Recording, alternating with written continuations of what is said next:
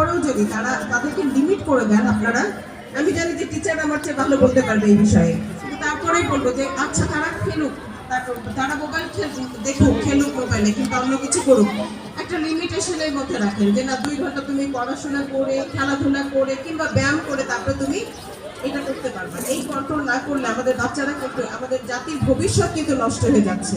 আমরা কোনোভাবেই তাদেরকে পারছি না। যেমন ধরেন আমরা খেলাধুলার বিষয়ে বলি যে মাঠ নাই, ঠিক আছে, মাঠ না থাকুক, ওরা ব্যায়াম করুক, এটা কিন্তু করতেই হবে।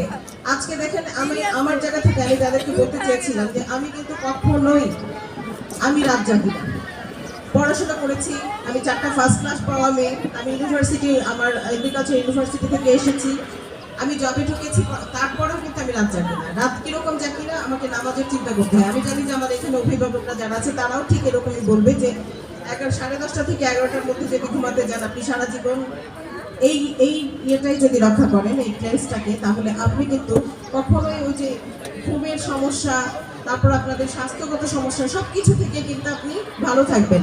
বাচ্চাদের এই নিয়মের মধ্যে কেন আমরা আনতে পারছি না, এই ব্যর্থতা কার আমি জানি না। আমি নিজেও ব্যর্থ, হয়তো অভিভাবকরাও ব্যর্থ, কিন্তু এখান থেকে টেনে ধরতে হবে তাদেরকে। ঘুমটা তাদেরকে 11টার মধ্যেই ঘুমাতে হবে। তাদেরকে সকালে কিছু সময় ধরে, আধা ঘন্টা হোক, 1 ঘন্টা হোক, না পারো সকালে, বিকালে খেলতে হবে কিংবা ব্যায়াম করতে হবে। কিভাবে করতে হবে আমরা আমাদের অংশ হিসেবে কেন ধরছি না? যে আমাদের, যেমন আমরা 3 বেলা খাই, 1 বেলা ঘুমাই, আমাদের শরীর চর্চা কিংবা আমাদের খেলাধুলা, এটাকে আমাদের ওই একটা অংশ হিসেবে নিতে হবে যে আমাদের কম্পালসারি করতেই হবে। যেমন আমরা 5 ওয়াক্ত নামাজ পড়ি, সেটা যেমন আমাদের কম্পালসারি, এরকম যদি না করি তাহলে এই স্বাস্থ্য সকল সুখের মূল স্লোগানের কোনো ভ্যালু থাকবে না। আমরা বুঝতে পারছি। তো বাচ্চাদের বোঝানোর জন্য কি উপায় অবলম্বন করবো সেটা জানি না। আমি আমার শিক্ষকবৃন্দ যারা আজকে ধানমন্ডি বয়েজের শিক্ষকরা আছেন তাদের উপরে একটা ছেড়ে দিলাম যে আপনারা বাচ্চাদেরকে বোঝান। আপনার বাচ্চা যখন একটু জ্বর হবে, সে পড়াশোনা করতে পারে না, সে স্কুলে আসতে পারে না, তাহলে সবার আগে স্বাস্থ্য। একটা হাদিস মনে পড়ে গেল, আমাদের মুসা আলাইহিস সালাম আল্লাহর সঙ্গে সরাসরি কথা বলতেন, আপনারা জানেন। কখনো কখনো উনি কথা বলছেন আল্লাহ, আমি যদি আল্লাহ হতাম আর তুমি যদি মুসা হতে, তুমি আমার কাছে কি চাইতে?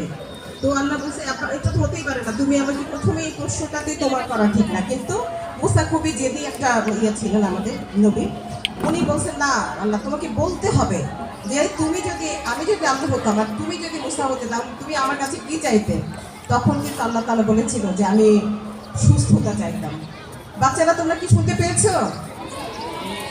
সুস্থতা চাইতে আল্লাহর কাছে। মুসা আলাইহিস সালাম যদি আল্লাহ তাআলা যদি মুসা আলাইহিস সালাম আল্লাহ হতেন, তার মানে সবচেয়ে গুরুত্বপূর্ণ হচ্ছে সুস্থতা।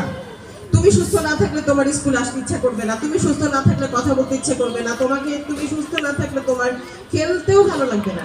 তাহলে এই সুস্থতা এবং একটা, আমরা যেমন শিক্ষা যখন পড়ি, আমাদের শিক্ষা মানে কিন্তু শুধুই মাত্র পাঠ্যপুস্তক সমৃদ্ধ কথাবার্তা না, বিজ্ঞান, গার্হস্থ্য বিজ্ঞান, আমাদের বাংলা, ইংরেজি, অঙ্ক, এটা না। শিক্ষা মানে কিন্তু স্বাস্থ্যগত শিক্ষাও। তোমরা যদি শিক্ষাকে মনে করো যে একটা প্যাকেজ, সেই প্যাকেজের ভিতরে তোমাকে স্বাস্থ্য থাকতে হবে, তোমার ইটিকেটস থাকতে হবে, তোমার পড়াশোনার সব বিষয় থাকতে হবে, জ্ঞান গরিমা থাকতে হবে, সব কিছু একত্রে মিলে এক্সটেনশন নামে একটা সাবজেক্ট আমরা পড়েছিলাম ইউনিভার্সিটিতে।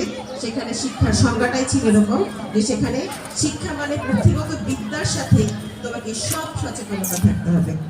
স্বাস্থ্যগত সচেতনতা, তোমার বিহেভিয়ার সচেতনতা, তোমার অল টাইপ সচেতনতা যদি তুমি ক্যারি করতে পারো তবেই তুমি শিক্ষিত, না হলে তুমি শিক্ষিত হবে না। তো আসলে অনেক কথাই বললাম, তার ভিতরে আমার আর শুধু তোমাদের জন্য যে খেলাধুলাটার জন্য কিভাবে তোমরা পারো, মা বাবাকে বলো, প্রয়োজন বোধে আমাদের কাছে পিঠের যেই ব্যায়ামাগারগুলি আছে, যেই জিমগুলি আছে, সেখানে যদি তোমরা একটু যেতে পারো, সেটা তোমাদেরকে মেনটেন করতে হবে। আর যদি না পারো, সুইমিং পুলও কিন্তু আছে আশেপাশে, কিন্তু অনেক জায়গায় আছে। মায়েদের বলবো যে আপনারা আপনাদের বাচ্চাদের দিকে নজর দেন, কারণ বাচ্চারা সুস্থ না থাকলে আসলে কোনোটাই সম্ভব না। সেই কারণে আমাদের সবচেয়ে আগে সুস্থ থাকতে হবে। আর একটা বিষয়, সৃজনশীলতা। এই বাচ্চাগুলির থেকে কিন্তু একদিন কেউ কবি হবে, কেউ সাহিত্যিক হবে, কেউ বড় আর্টিস্ট হবে, কেউ আঁকিয়ে হবে, তাই না? সুতরাং এই জিনিসটাও তো আমি জানি স্কুল থেকে শিক্ষা দেওয়া হয় কিংবা এনকারেজ করা হয়।